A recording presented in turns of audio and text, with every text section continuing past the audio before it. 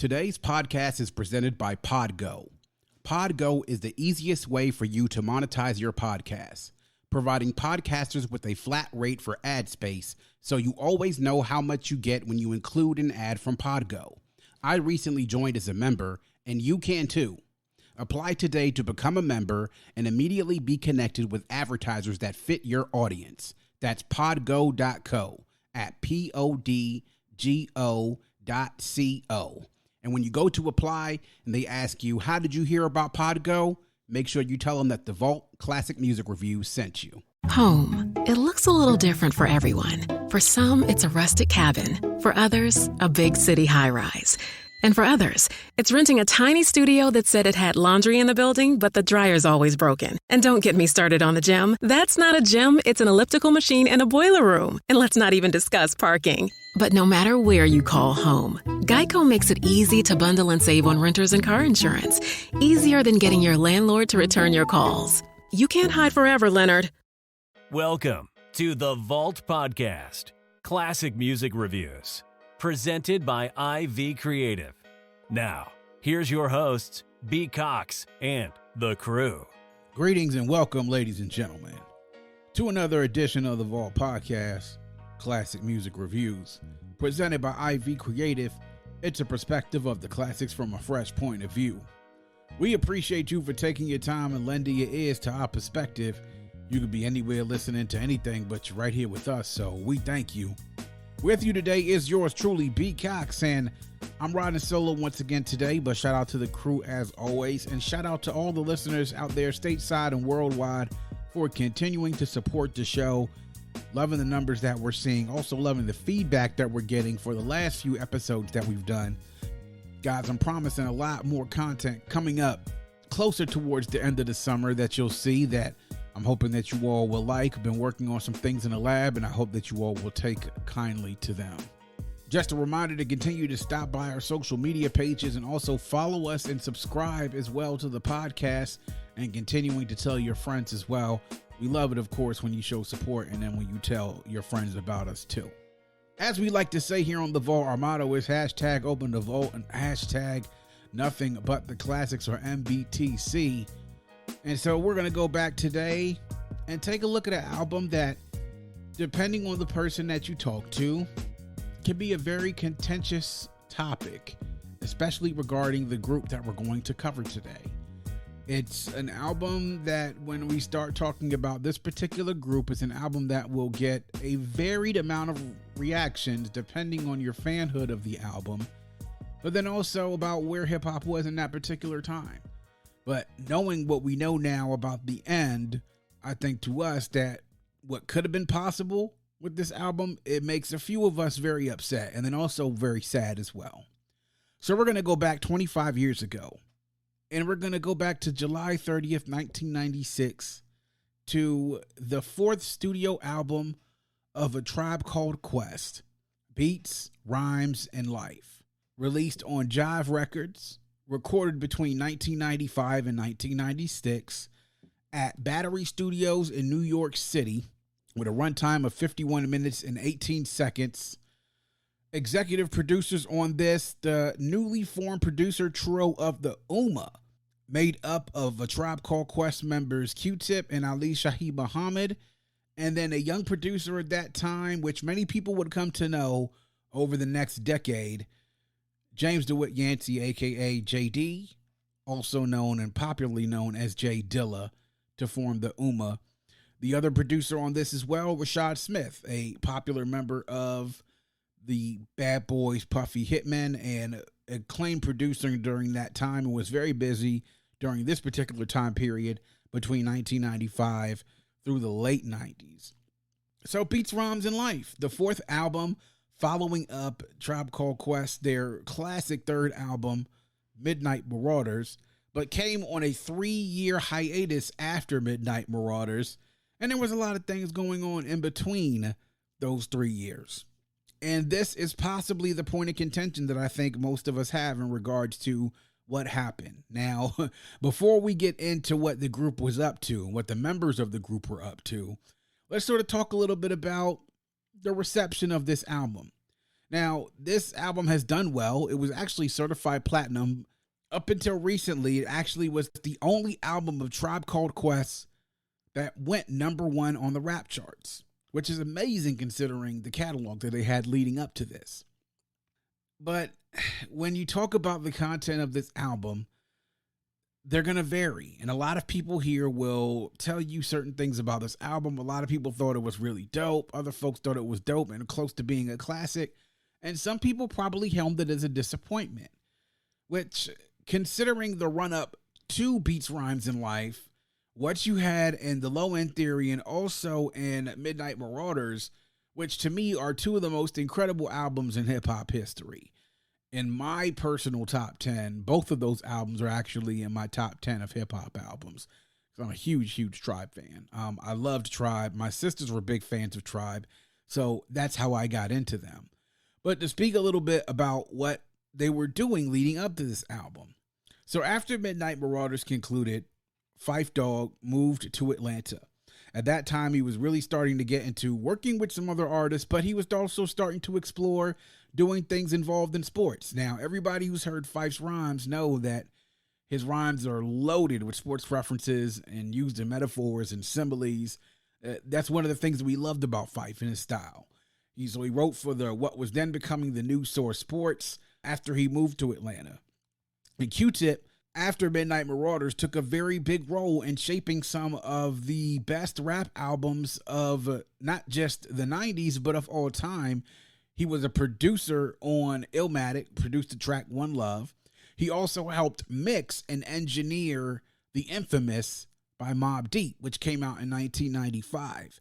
So he really was in his producer chops at that particular time working with people. Ali Shaheed Muhammad had worked on D'Angelo's Brown Sugar. He helped produce and co-produce the title track of that album. It was sort of starting to work on producing as well. Well, during that time when Phife moved to Atlanta, Q-Tip converted to Islam.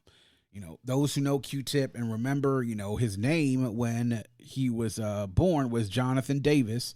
And once he became Muslim, he changed his name to Kamal Fareed and also adopted the moniker Kamal the Abstract. So he had become Muslim, joining Ali Shaheed Muhammad, who was already Muslim. And at that time, you had 2/3 of the group that was Muslim. And then you had Phife, who grew up, I would assume, to be Christian in his household. So time came for the group to start working on their fourth studio album, Beats, Rhymes, and Life.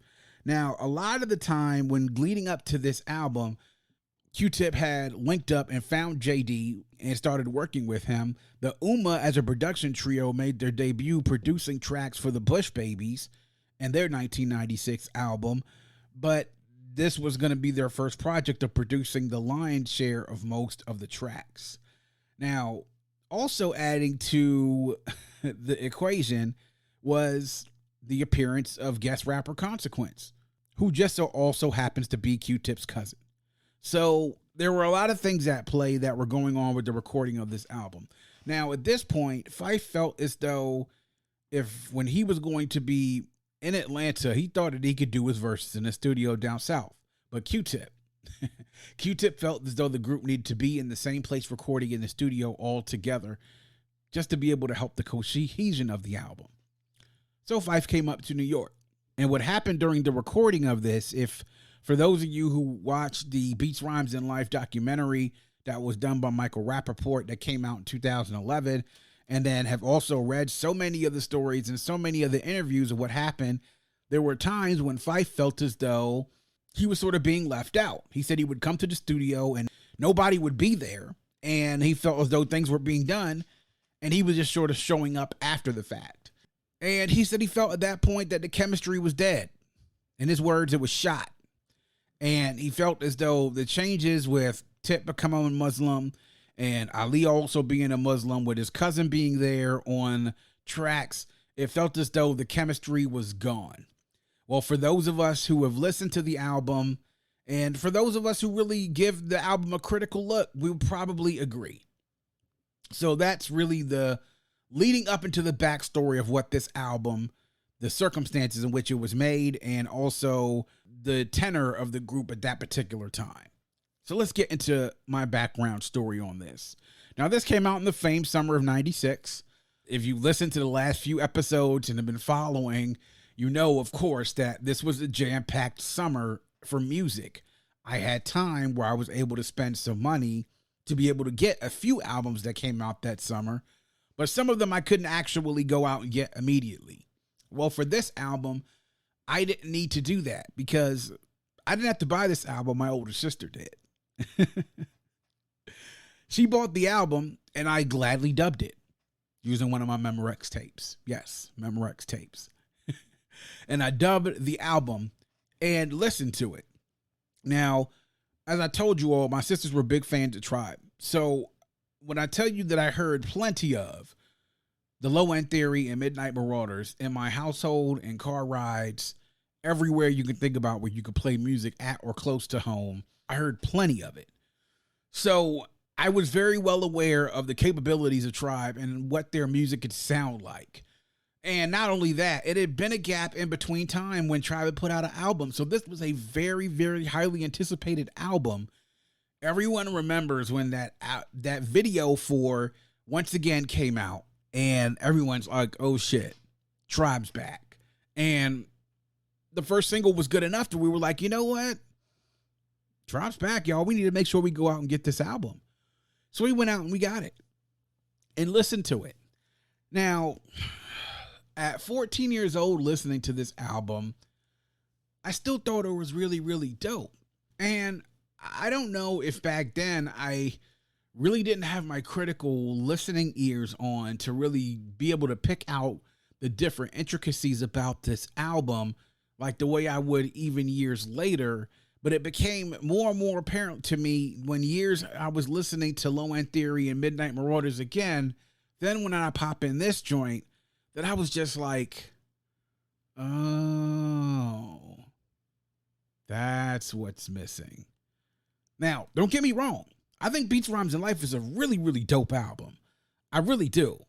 But when you have something the quality of Low End Theory and Midnight Marauders, there was a quality on that album that existed that you don't have here on Beats, Rhymes, and Life.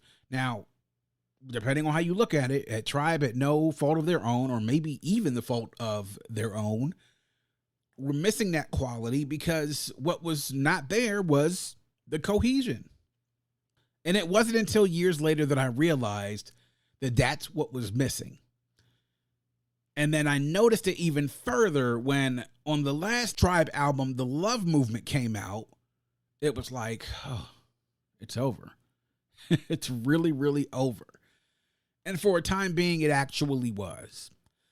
But when listening to this, you listen to the album, and there are moments when you're listening to Beats, Rhymes, and Life that you actually believe that, you know, this has the potential to be something.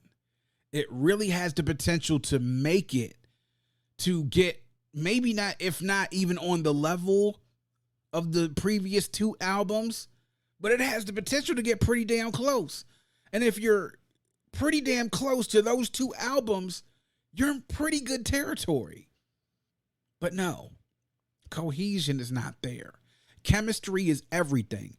Chemistry helps build so much of the classic and rare quality that we get in music and art and dance and anything that you can think about that's an art form related towards music or towards the visual aspect. Chemistry and cohesion is everything, especially with a group like A Tribe Called Quest.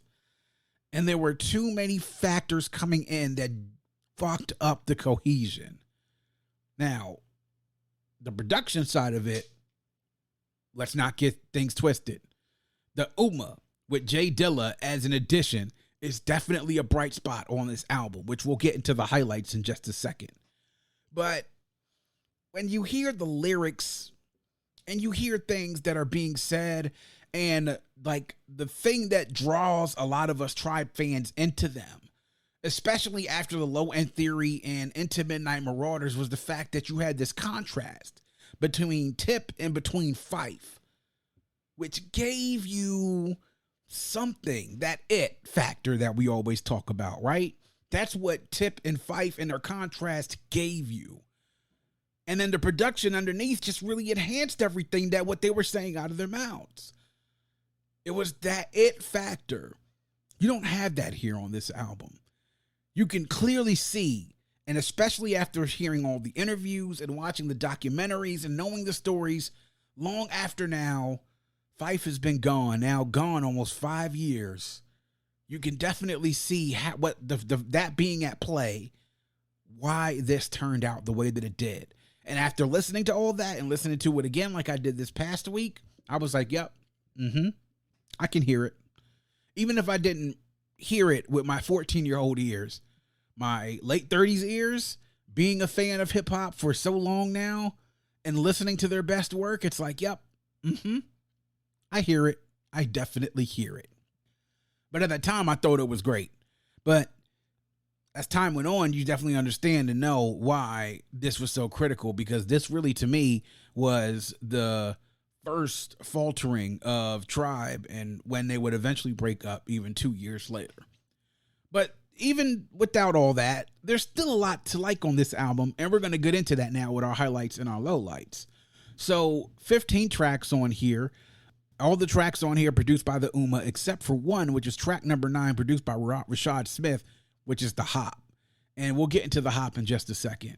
But my highlights on here as far as the tracks are concerned, I loved Get a Hold, because that sample on there to me is almost like vintage Tribe, even though you're including Jay Dilla on this as well. But samples The Visit, She Was Here by The Circle.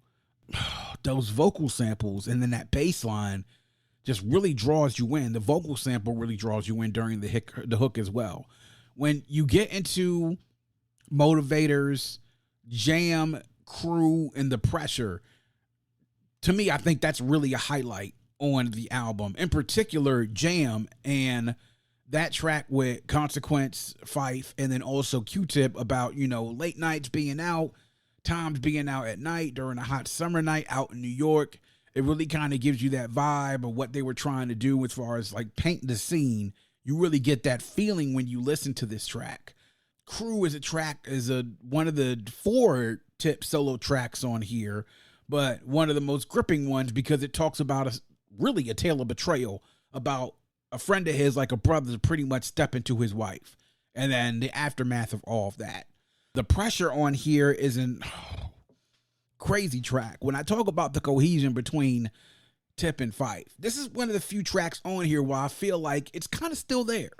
You kind of still have it, all backed underneath a great, great beat. The samples of Get Off Your Ass and Jam by Funkadelic. These samplings that you get from these Tribe records on some of the previous albums sort of gets you that feel as well. Geico presents Motorcycle Word of the Day. Today's word is tank slapper. Is a tank slapper used to describe a handlebar wobble? Or is it a motorcycle joke that is so funny you just have to slap the gas tank with your hand as you laugh? As in... Oh man, Daryl told me a great joke last night. It was hilarious. It was something about a dog wearing sunglasses. I wish I could remember. It was a real tank slapper. Geico Motorcycle. 15 minutes could save you 15% or more. You didn't. Yep. I thought you learned your lesson. I guess not. Dad, the vultures are back. Okay, kids, you know the drill. Windows up. Gone too far looking for a good deal on gas? Try Price Match, only from BP Me Rewards at participating BP and Amoco stations. Learn more at bp.com/best price. Getting into Once Again, which some Tribe fans don't necessarily like Once Again, but I love Once Again, and I actually love even Tammy Lucas being featured on it. There is a little bit of back and forth there as well. It gives you some of that same feeling that you get from Low End Theory and also from Midnight Marauders. The Hop.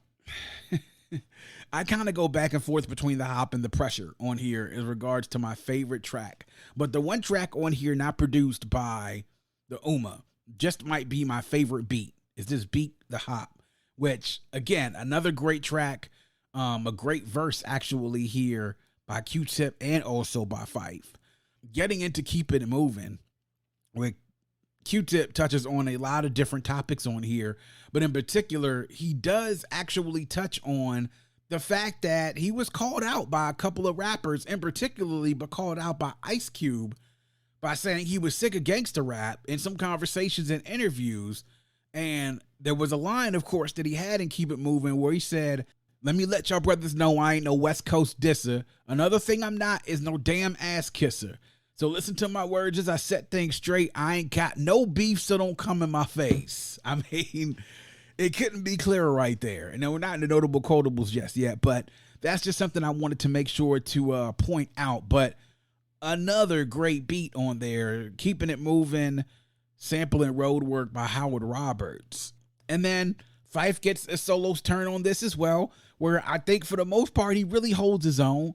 But to me, the really, really questionable part of this album starts between track 12 and then track 15, which separate together What Really Goes On, Wordplay, and then Stressed Out.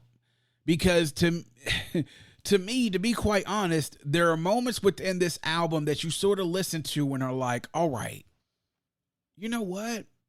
This is pretty damn good. This is almost on, bordering on the fact that this could be almost up there with Midnight Marauders, up there with Low End Theories, if they keep on this their momentum throughout the album. But there's just not enough there for me between those tracks, between 12, 13, 14, and 15, that really draws me and wants to keep me in. Trap number 1 as well, Phony Rappers. It's been mentioned before that this is a weird choice to open up a Tribe album, but then to also, it feels kind of rushed. Like, it feels like this was the last album they did and they were trying to hurry up and finish the album up, and then they went ahead and took this and say, we'll put this as the first track on here. It really feels very, very rushed. And when you get something like that, it's just sort of like, wait. What's going on? I don't get it. What's happening? If we were to have lowlights, those are the lowlights right there on the album. Now, don't get me wrong. Separate Together, What Really Goes On, Wordplay, and Stressed Out are not bad songs, but I think when we're talking about what you got in particular between track 2 all the way through track 11, it kind of seemed like, okay, like I could see this. Like, if you're a Tribe fan and you know what I'm talking about, if what we had from Beats, Rhymes, and Life was just track 2 to track 11, we'd be in a pretty damn good place in regards to keeping the level of quality that we received from the other 2 albums right up there within the standard deviation, and then looking to pretty much plug the holes to be able to see where the holes exist with the other 4 or 5 tracks on here. And to me, tracks 1 and then tracks 12 through 15 really don't do it. Now, I know everybody loves Stressed Out because it has Faith on it, but there's no Phife on this track. It's just Consequence and Tip going back and forth, and it's a good track for radio play. But when you listen to a Tribe Called Quest album, and everybody know, man, Tips is a ill MC. He's a ill producer. So much of what we got from Low End Theory and from Midnight Marauders came from basically the conceptualization of Tip and his producer mind. But what we really, most of us Tribe fans love, is we want to hear Phife at his best. We want to hear Tip and Phife going back at it, back and forth, complimenting each other well. And you don't get a lot of that on this album. Some of this, the cohesion is just not there, and it points towards 2 guys who were really, really good friends, probably the best of friends, who weren't fucking with each other that much at that time. And you can kind of hear it. Like, there's times where they're really good together, and then there's times when there's Tip, who on this particular album has 4 tracks by himself. Actually, there's 5 Tip solo tracks on here. So, really, it's him with no Phife on it. Get a Hold, Crew, Keeping It Moving, Separate Together, and What Really Goes On. And then if you want to count Stressed Out because there's no Phife on this as well, then there's another one where basically you're looking at almost more than half the album has no Phife on this. And it's Tip. And then you have Consequence, who, don't get me wrong, I think Consequence is dope. You know what I'm saying? I think with him alone and being in other people's projects and hearing him, he's okay. But to be inserted into a Tribe Called Quest album like this, man, like, Tribe deserved better and he deserved better too. And Tip should have known better than that, to bring his cousin on. And knowing that Phife wasn't there, y'all wasn't fucking with each other, and you bring your cousin into this, like, come on, bro. Like, it's, for the most part, Consequence serves as a good guest on some of these tracks, but then some of them is just like, is he gonna go at some point in time? No. He's here for the long haul. He's here all night, ladies and gentlemen. All night. So, but those are my highlights and lowlights, man. Just like, again, it's some things, like there's just something missing, and that cohesion is missing here. I think that you have some really bright spots between 2 to track 11, but then 1 and 12 through 15, it's like, I don't know. Like, what are we doing here? What are we doing here? So now we're going to get into my notable quotable. And I really kind of struggled over this because I had a couple that I was actually thinking about, but I actually wanted to go towards Q-Tip's verse on The Hop. I told y'all, it's one of my favorite songs and beats on here. This is his first verse from The Hop. Inside the ghetto or in the sunny meadow, I'ma make you move whether woman or fellow. Yo, I got the medals in the war field of respect. Like an ill porno make your body get wet. Just a ghetto child trying to live the straight and narrow, hoping that my shit'll pierce your dome like an arrow. I'm sure it will, especially if it's God's will. MCs, get ready to die, cause I'ma kill all your negative feelings standing on 2 feet while I make the hotties move to the hip-hop beat. You know what's really killer? Realer than you can imagine, using every source of pain in my range to make it happen. If I make it happen, that means I'm making motion, and I'm doing my thing, calling an ill commotion. Everybody do the hop, nigga soothe like lotion. If I lay up in the piece like an incognition, you gotta do the hop. You move to the beat, you don't stop. Now everybody here, you do the hop. I mean, that's an ill verse, man. That to me is probably my favorite verse from Q-Tip on this album, especially the words. It's the just a ghetto child trying to live the straight and narrow, hoping that my shit appears you don't like an arrow. Those are the Tip lines I want to hear. Like, seriously. Those are the Tip lines that I want to hear. But then to go further into my notable quotable, there's this Phife verse on here as well. You see, your career is done like Johnny Carson's. Get me vexed, I do like Left Eye Star Arson. Then I got that out of my system. Watch me stab up the track as if my name was O.J. Simpson. I packs it in like Van Halen. I work for mine. You just freeloading like Kato Kalin. I represent with my crew. Mess around, bite my rhymes, I beat that ass with my shoe. Come on, you know I'm crazy nice. Brothers can't deal with the shorty named Phife. You must be mad in the head. I bust his ass and leave him blood clot for dead. Niggas sound like Daz Effects. And if it ain't Daz Effects and then they sounded like meth, you might as well do Megadeth. You bunk MCs better save your freaking breath. You's a corny motherfucker. You must be high smoking dust of Chris Tucker.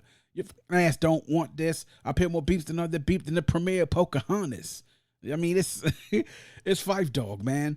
This is one of the few tracks that I think that him and Tip were really in sync, and you get sort of what you want out of A Tribe Called Quest. Beat, lyrics, subject matter, it hits all of the points on there. This to me, I go back, like I said, back and forth between this and The Pressure. Those two songs I think really where I think Tip and Phife really were in sync with each other.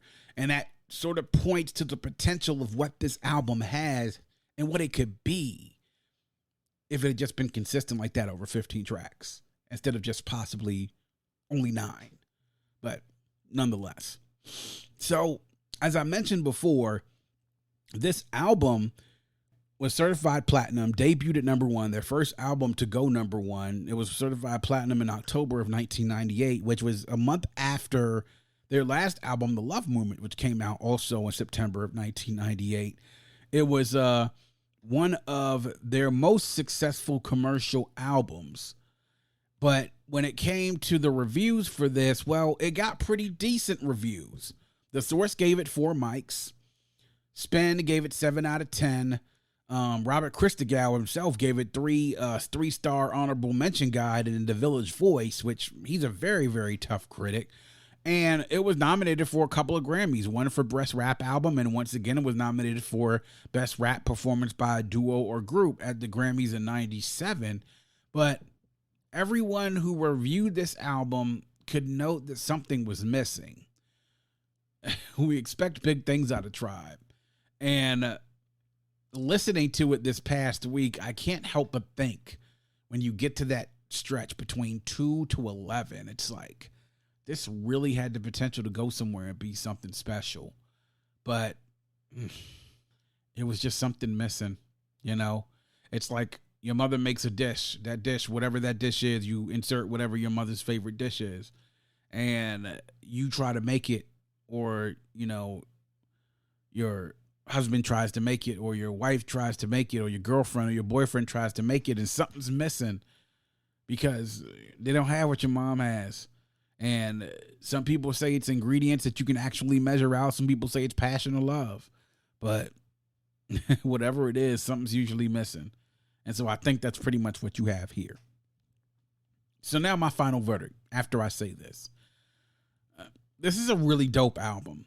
I think that this had some potential. And considering all the obstacles that were going on, I'm actually surprised that this album did as well as it possibly did. But to me, when I talk about whether I think it's a certified classic, borderline classic, classic just in its time, or not a classic at all, and whether I feel about it 7 through 10, to me, I got to say it's not a classic. I think as hard as it is for me to say that, not even say that it's just a classic in its time, because I don't think this was necessarily considered to be a classic even back in 96. I just think it was a really dope album that had some missteps that could have been classic, but it wasn't. So my verdict is not a classic, but I do think it's a dope album. I think that in the industry standards, this is a really dope album, but in Tribe standards, this is just an opportunity that was missed.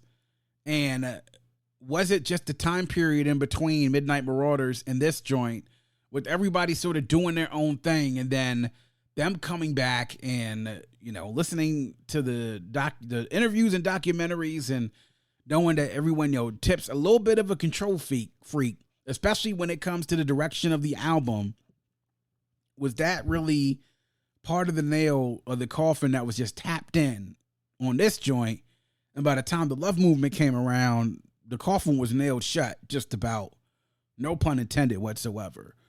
And it's such a shame for those of us who love Tribe and who are Tribe fans, because now, of course, we all know that, you know, Malik Taylor, Phife Dawg, passed away in March of 2016. And we got one last Tribe album after the Love Movement, which was the We Got It From Here, Thank You For Your Service, which by most reviews was a great album for Tribe to go out on, and exceptional that folks loved and saw that they were able to get together to make one more album. Now, where that stands in the grand scheme of things, who knows? But I think we were all delighted to be able to see that. I think we all wish that Tribe could have gone out on a better note if they would have been able to stay together and continue the cohesion, because when they were on and they were together, there weren't many groups in hip-hop that could replicate what they were doing quality-wise. But nonetheless, so that's my verdict.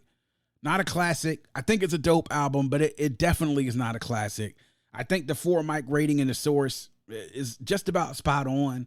But yeah, I mean, I think though there are some tracks on here that are definitely some of my Tribe favorites and can definitely pump in your system parts of them, and you can definitely jam like the way you jam the Tribe records.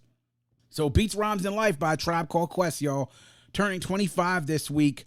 You know, please make sure y'all go ahead and check it out, and yeah, listen to it wherever you can get music, and just sort of, you know, let us know what you think about it. Hit us up on social media, whether you think we got it right or wrong, or what the feelings you have about Beats, Rhymes, and Life by Tribe Called Quest.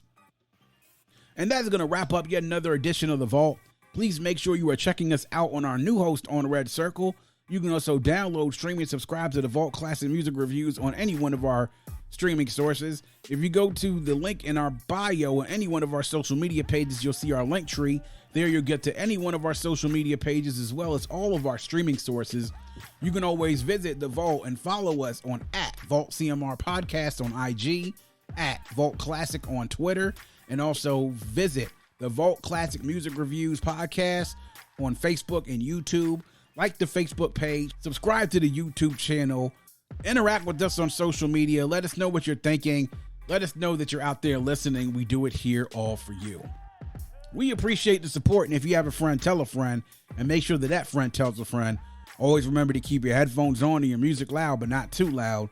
And as we close, we'd like to remind everyone to dream big, because dreams are the basis for creation. Always create, motivate, and elevate, because you were never destined or created to stay stationary in this life. And on that note, we say peace. Thank you for listening and coming into The Vault. Please subscribe and follow us on Facebook at IV Creative and Instagram at IVECRE8.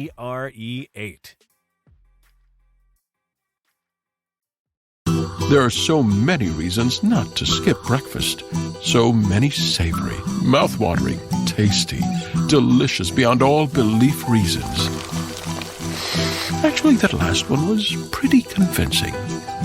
Stop by for a McDonald's breakfast. Mix and match a sausage biscuit, sausage McMuffin, sausage burrito, or hash browns, any two for just $2. Price and participation may vary, cannot be combined with combo meal. Bundling home and car insurance with Geico is so easy, your neighbors are probably already doing it. But who? Look for the signs. Do they have a home and or car? Are they saving lots of money? Do they seem unusually happy? Do they have a child named Geico? Geico! Dinner time! Have they recently purchased a drone? That's unrelated to the Geico thing, I just really like to try one. But if you notice these other things, you may want to ask them how easy it was to bundle with Geico. Bundling is easy with Geico. Just ask your neighbors.